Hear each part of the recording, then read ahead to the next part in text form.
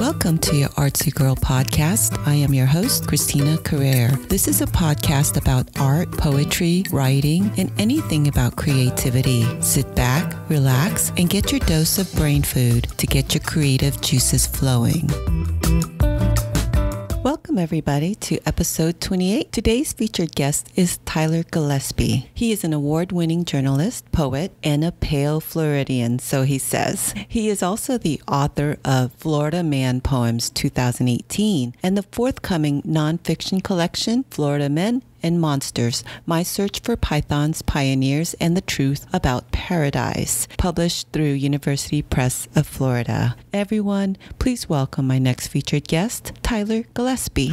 Hi, Tyler. Welcome to the show. Hi. Thank you so much for having me. I'm so honored you wanted to be on your Artsy Girl podcast. But before we talk about your wonderful full-length poetry collection and your up-and-coming book, I just want to kind of like get to know you a little more and have the audience get to know you a little more. Like, can you tell us where you were born and where you grew up? So I was born in Morton Plant Hospital in Clearwater, Florida. It's funny because I know where that is. Yeah, and that's where my little brother was born as well, you know. Aww. And so I grew up in Largo, Florida, which is near Clearwater in St. Pete and Pinellas County. Mm-hmm. And so I've grown up on the sunny shores of Florida. Yeah. Not a bad place to be. Oh, it's a great place. Do you find that Florida has become like your aesthetics and your subject matter mostly? It's definitely my aesthetic with my look. Bright colors. I think that Florida has become something I've been really interested in writing about for, I think, the past 4 or 5 years. Uh-huh. And I didn't necessarily start off writing about it, but when I moved away, I went to the University of Central Florida in Orlando for my undergrad. Okay. And then after I graduated, I moved to Chicago because I had some friends who lived there. And it's just that thing where once you are a Floridian, you kind of go to a different city, a bigger city or something, people really like to talk to you about Florida or about, what they think Florida is all about. And so many people have a connection to Florida, like their grandparents live here, or they went on vacation to Disney World. So they have some kind of like reference, Mm-hmm. So I talk to a lot of folks that tell me that too. Their grandparents had been here and that's how they come down for the summers, and they spent all their childhood summers down here and things like that. Right. So there's a lot of that connection to childhood and memories. And then thinking about kind of the stuff that the national news headlines that Florida has become known for. So after I was living in Chicago, I moved to New Orleans, and people still were like, wow, Florida is this wild place. And that I'm like living in Louisiana. I'm like, what? It's kind of the same. So that kind of made me interested in writing through what I think about Florida and what other people think about it and what actually happens here. Besides Florida as the place and the setting, who were your earlier influences in writing? So this is kind of corny, but I always talk about my grandmother, because Aww. she's just a storyteller, right? Or not just a storyteller. She's a natural, Southern women and Southern people in general are storytellers, right? Yes. At least in my family, if you ask them any kind of question, is going to be a 10-minute long story. Right. And so there's a lot of lyricism to that too, and a lot of like analogy and rich metaphor. So definitely her, and then some, I think, some poets that really inspired me were definitely C.D. Wright, who influenced the book that I wrote, definitely. And one of my grad school professors, Carolyn Hembry, I always talk about her. I'm one of her biggest fans. She's like a really fierce poet. And, I should just look at who's on my shelf right now, I like Dana Smith. Patricia Smith, like lots of Smiths. Mm-hmm. So yeah, those are some of the people that come to mind right now. Okay. And then, so, you have a grandmother who was a great storyteller. Right. So when you discovered writing, how did you discover writing or get into writing? So I always wanted to be a journalist. And Okay. so a lot of my references are nonfiction. And I was writing poetry when I was in middle school and stuff like that, but I really focused on nonfiction and journalism. So I kind of just felt from early on that I was a writer, right? Even though I wasn't necessarily publishing, I just was writing, and I knew that's something that was going to be part of my life. So I started a school newspaper in high school, Mm-hmm. and then from there, I kind of just felt my way through it.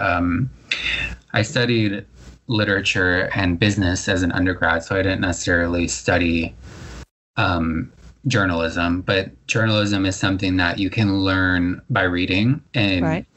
internships and just mentorship, right? And I was going to study creative writing, but I'll never forget my first workshop. Everyone was so like mean, Yeah. Welcome to the Cutthroat Creative Writing Workshop.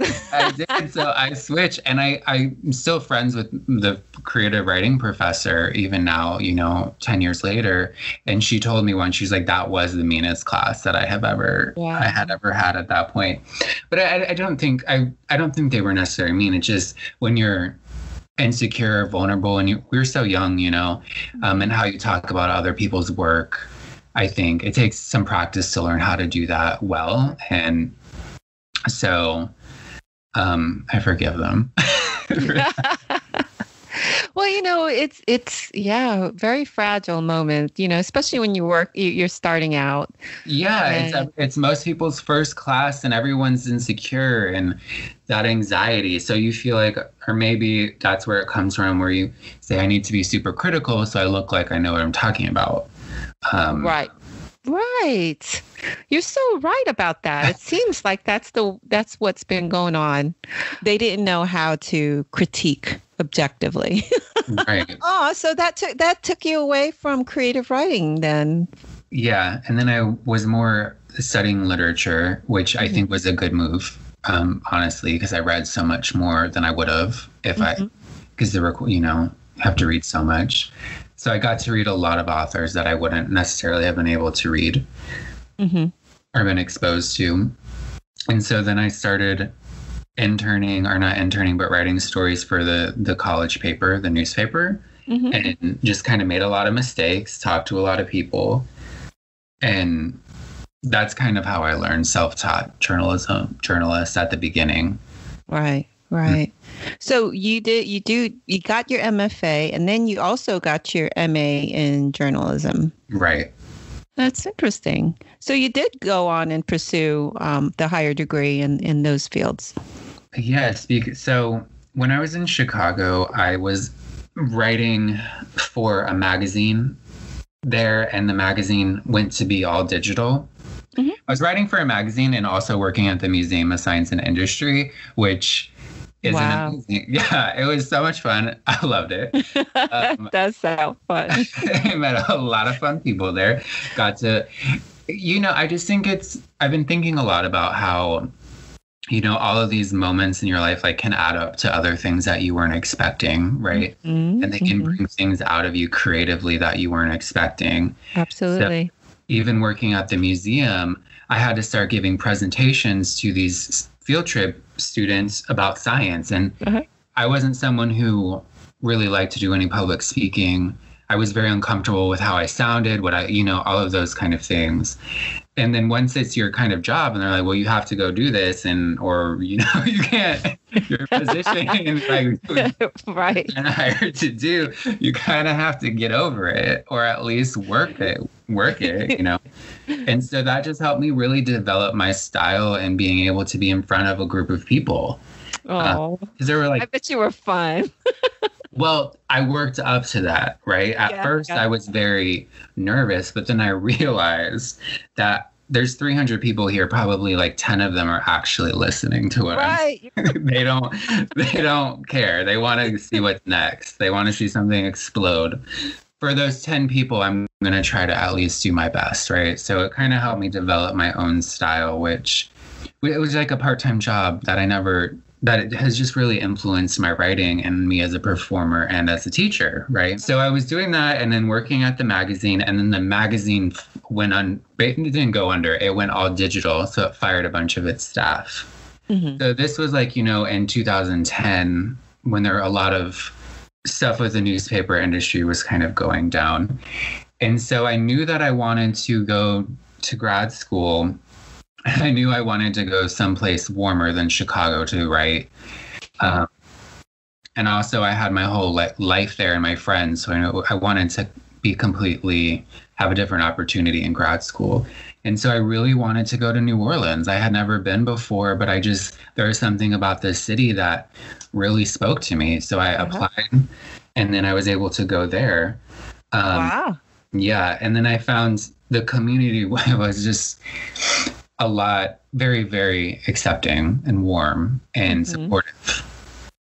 Because that's kind of how the city is. So I think that had a lot of influence on how the program was for me personally. Oh. Now tell me about your poetry collection, Florida Man Poems. Now, the title itself invokes the typical, when you're talking about the headlines of Florida, when people hear about Florida, there's that ongoing joke now that if you Google Florida Man or something like that. Right. And your birthday.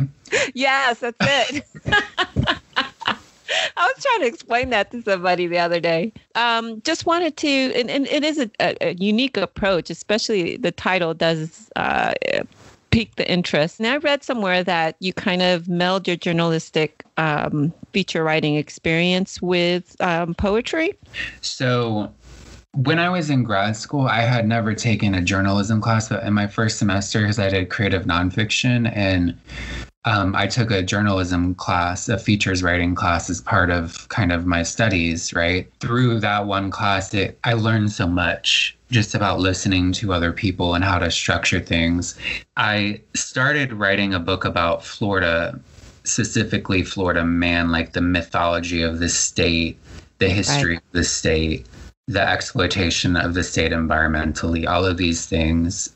And so I started writing that when I was in grad school, like my final year of grad school. And it wasn't necessarily for my thesis, but it was like a project, like the last 2 months of living there. I was like, oh, okay, let me start writing about this, right? And so I was having a lot of issues because when you talk about Florida, or at least when I talk about Florida, there's so much that I didn't know and that I didn't have any answers for, because there's a lot of stuff going on here, and it's very complicated for different reasons.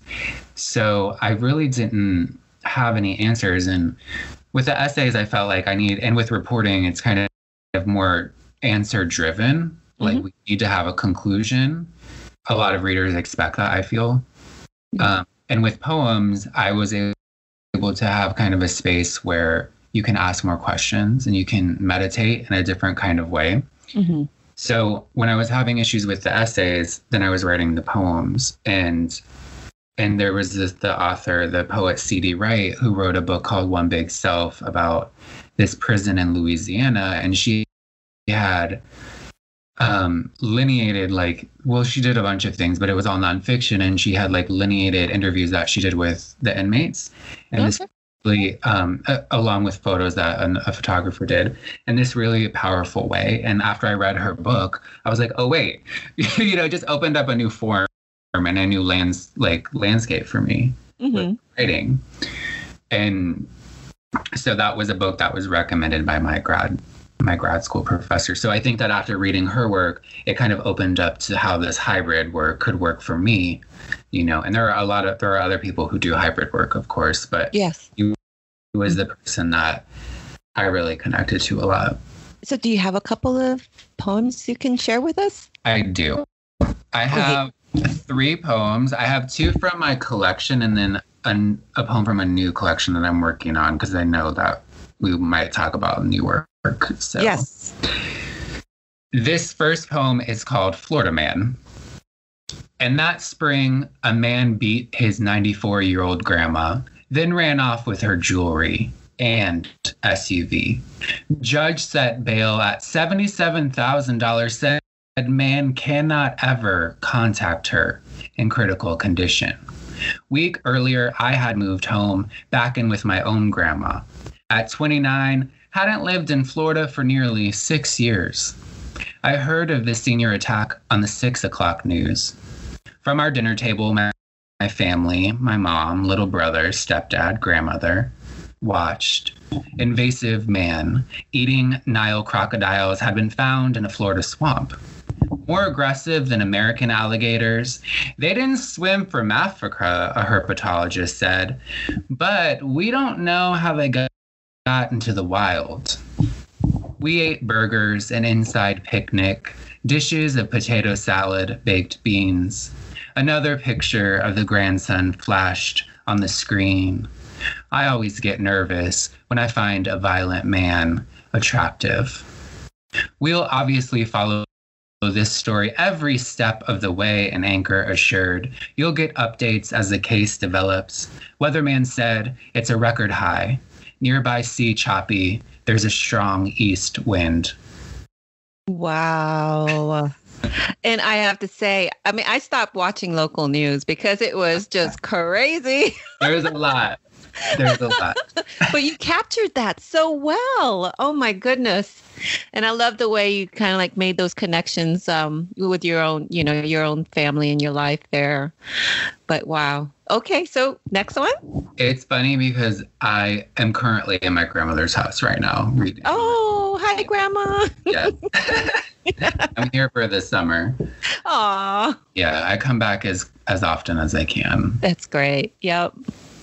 So this next poem, I write a lot about alligators in the book, and kind of, I was just writing about them, and then I was using, they were a metaphor, and then someone was like, oh, they're doing all these things for you, and I was like, oh wait, they're my favorite animal. So this poem is called Alligator Heart. Bag of sugar-sized muscle pumps blood. Most reptiles 3-chambered heart, but gator 4 chambers, like mammals and birds, which gators used to be millions of years ago when they were dinosaurs. Over time, wings went missing, can't fly no more. Alligator males grow over 12 feet. Florida record 14 foot 3.5 inches found in Brevard County. His heart must keep strong. Animals depend on gator to stay alive. In dry season, he uses mouth and claws to clear out roots and marsh, beats tail, and creates mud burrow, a gator hole. Cold-blooded depression helps him stay warm. Hole fills with rainwater and fresh water, drunk by snakes, insects, turtles, and birds, long-lost gator cousins. Heart makes him dangerous, of course, but maybe under scales, thick set of armor, he still feels wings. Remembers the time he flew so free next to clouds. That was deep. That's deep because, you're talking about an alligator, but you're talking about a man also, perhaps. But that's deep. I like that. What's interesting about alligators too, because I love them. They're my favorite. So don't get me started talking about them. But they're cannibalistic. Oh, okay. So if you want to talk about them being men, the fathers actually will eat their offspring. Oh my goodness. So, if they're hungry. Just do. Exactly. Exactly. Oh. So, daddy issues for sure. Oh my goodness. So go ahead. One more from your new collection. Okay. So this one, it's a little bit longer than that. It's not too long. It's just a little longer. Yeah. Okay. So this is from my new collection that I'm still finishing up, and it's called tentatively Drunk Bird Havoc. And this poem is called Self-Portrait as Vulture. I've never seen a man as beautiful as a deer. I know, such a poet thing to say, but this morning off road shoulder, a deer hit by late night driver or sunrise cruiser who was texting or smoking or drinking, which I was doing none of, but wanted to so badly. Felt woozy to see the deer, pile of fur and delicate bones. Near my neighborhood, speckled cows graze in marsh, egrets and saw palmetto. Hawks overhead. Barbed wire keeps me out. Some days, 3 sandhill cranes, tall gray birds with teenage legs and bright red foreheads. Some days those cranes make me wait longer at the stop sign than usual as they cross the street. My friend told me those birds mate for life and only ever have one baby. That's why we always see them in triads. My friend then said the cranes had almost disappeared from Florida, only like 8 or so left in the state. So some scientists quarantined those 8 or so cranes and waited for them to mate. A courtship as old as dinosaurs, because birds, of course, were once dinosaurs. The crane's mating dance, a jump, some spins and thrown sticks. It said their mating call can be heard over 2 miles away. Their population stabilized, my friend continued, but come to think of it, I don't know if that story is actually true. These cranes used to scare me because of their height and their don't mess with me faces. Lately, I've been thinking, what happens when one of those birds dies? Gets hit by a car, a driver texting or smoking or drinking. The driver stops, puts down the drink and ashes, stops the car, drags crane into ditch, then keeps it moving, as the crane's widowed soulmate or its offspring feels shock and must later deal with the grief of such great loss. Lately, I've been thinking of you. And I probably shouldn't tell you this. I hit one of those cranes. I'm just kidding. You know I'm not a monster. Though I did get out of my car to look into the deer's eyes. They were bluer than yours, which I hadn't thought possible. I stood on the other side of the road, couldn't get any closer because vultures surrounded the deer. Vultures that hang around dumps and circle the houses of old people. I've never seen a man as beautiful as a deer, and I've never seen a bird as happy as a vulture. I mean, really, those birds flapped their fucking wings and cawed their fucking caws. Like it was the bird party to end all bird parties. And suddenly I was jealous of them. Those ugly, happy birds knew exactly what they had been put on this earth to do, knew exactly what they were supposed to do, and they didn't care at all who saw them. I like the way you bookended that. Wow. And I hit a deer once. Did you? Oh my God. I did. I was like the only person on the road. No one behind me, no one ahead of me. And all of a sudden this deer comes from the tree line, just bolting, hits the front end of my car. And guess who was coming down the other side of the highway? Oh my gosh. State trooper. He saw it all. He's wow. like, oh my God. So yeah, no, it's a terrible feeling. What happened next? Well, he came, he circled around and he said, yep. He said, I'm going to call. I forget what he said he was going to call, but then he says, you're free to go. I saw it all. It wasn't your fault. I said, I know. So, and then of course my car front end was totaled. This happened in Connecticut, by the way. So, and talking about those cranes, they totally always amaze me when I see them. They're just like, do, you see them everywhere. One time, one just stood on my car for the longest time. You have this wild attraction to animals, I guess. Because I've never seen one on top of a car. Oh my goodness.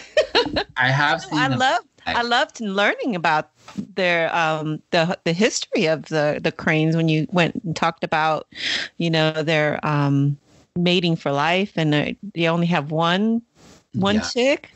Yeah. Wow. Yeah, because I had some cranes where I was living in Orlando, and I used to always see them. And that thing where you're just like doing research on something. And Yep. Yes. Wow. Well, I can't wait. So how far into your new collection are you? So I am I've finished a draft that I'm still, meditating on, letting it speak to me a little bit. So I have a draft of the poems, but I've been focusing a lot more on my nonfiction work this summer. Mm-hmm. Because I'm finishing up a draft of a book that I'm on deadline for, right? So I'm hoping that after that happens, the poems, because I think like with putting a series of poems together, I need space from it, like maybe even a year, to see like, do these things still in conversation with each other? The order of the poems is really important to me. Mm-hmm. So I'm kind of letting them have a little bit of sleep. So this new, now you have a collection of nonfiction, or I'm sorry. So, and I read it was from being published University of Florida Press. Yes.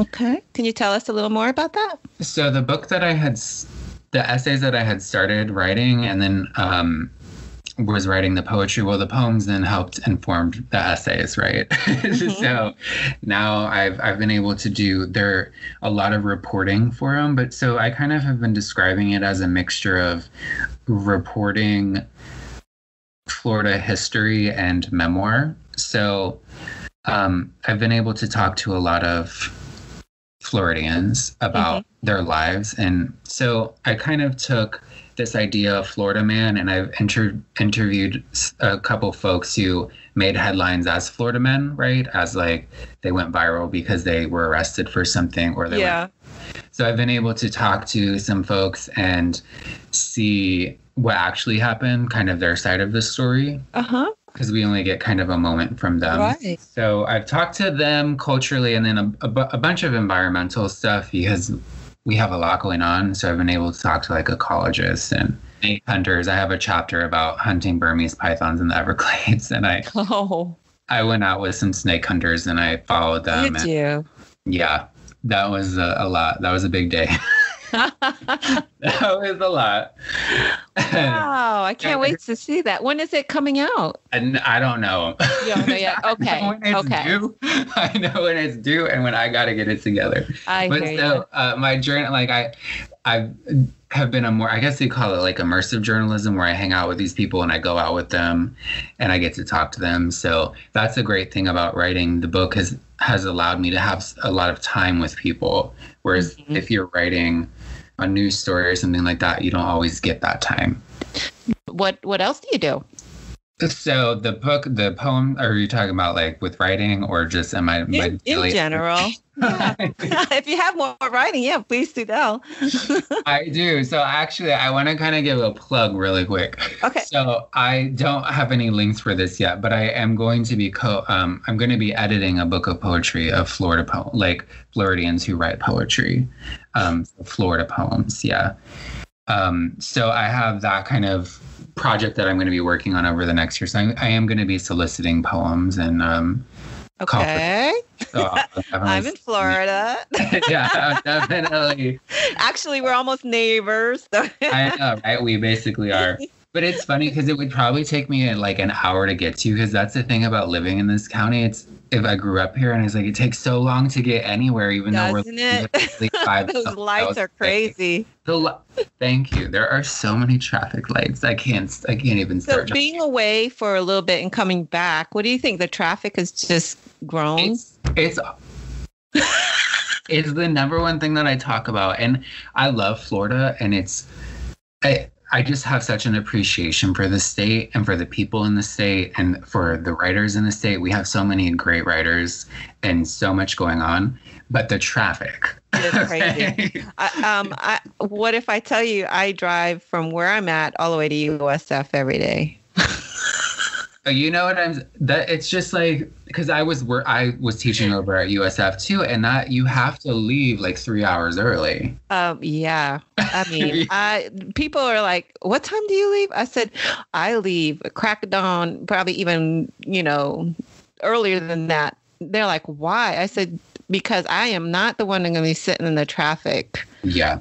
But yeah, you give and take, there's pros and cons and everything. So, yeah. So you're here just for the summer and you're going back? So I'm here for the summer, hopefully finishing up. And then I'm actually going to be I'm going to be teaching at the University of Mississippi is where I'll be moving forward. Yeah. Wow. So is this a new position for you? It's a brand new position. I was teaching at UCF last year, and I got this really great opportunity to go teach in the University of Mississippi. And I love Florida, but for the situation with jobs here too, right? So it's just and especially academic jobs, and this big article I read it like a couple weeks ago that they interviewed a bunch of professors and stuff at like USF and talking about just the problems that are going on, and it's not stable, right? So I'm gonna and I got a great opportunity at UM, and they have some great writers up there too. So I'm excited. So what will you be teaching? So I'm going to be teaching first year writing, which is what I've been teaching for the past 3 years. I love first year writers. And that's the thing, like, I just try to tell people, because, when when I was in grad school, I didn't want to teach. I said, I'm there to write. I'm going to be this journalist. I'm going to do these things. And I was on that path. And then one of my professors, who was a mentor to me, who's just like amazing, he's like 75, something like that. And I just listened to everything that he tells me to do. Very wise person, He said, I think you would be a good teacher. And I was like, Randy, I don't think so. And he's like, well, I think you should do it. And, if he tells you to do something, you got to do it. So I applied, and then I was teaching first year writing, because in my experience, and something that I've been researching actually too, is like how a lot of creative writers don't want to teach first year writing because they see it as like remedial, or it's a required class, so it's not glamorous, and I get that, and I kind of had that mentality too, but then actually got into the classroom with these writers, with these students, I was like, wow, this is really where you can do a lot of work. Is needed. Exactly. And it's unfortunate too, because sometimes their first, year writing sequence will be the only writing class that they take for their whole time. That's required to take. And so I think that it's the thing that I just feel I'm so excited. I mean, they're haters. They really are at the beginning. I have like usually out of 25, 20 students, I have 2 people who are like, I'm here, I love writing, but the rest are haters. I know. Well, don't get me started. I mean, you get the texting and just disengaged, and there, I don't know. Anyway.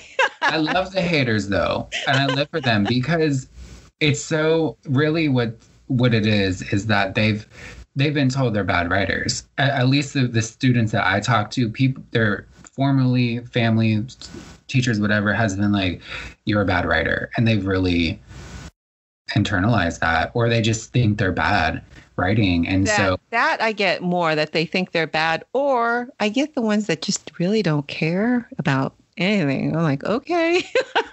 Yeah, well, I mean, what can you do? Like, can only do so much. You can only do so much, but like, so for me, I'm just excited to, like, at the end of the year, I'm like, my goal is not to make you love writing, but my goal is for you to like not be so critical of yourself, so you can do more of it, right? Yeah. So I think that there's and you can do a lot of creative writing exercises in the composition classroom. So it's like that sugar with that medicine or whatever, but that's a Southern thing, ain't it? Okay. So it's just something that I'm really passionate about right now. I know they say after you teach comp for 10 years, you have to switch. I guess it's a decade, but so it's something that I'm really passionate. So I'm really excited to be like completely devoted to a learning community I'll be teaching the students for a full year for semester 1. I'll have the same students for the sequence. Well, good luck. Good luck. Well, Tyler, it's been great talking to you and learning a lot about you and your fantastic work. Thank you so much for talking with me today. I wish you the very best of luck with everything you're teaching, your books, and I hope we stay in touch through the years here. I do too. Well, everyone, that is it for now. Please tune in next week for my next featured guest. In the meantime, have a productive and creative week. Bye, Tyler. Bye.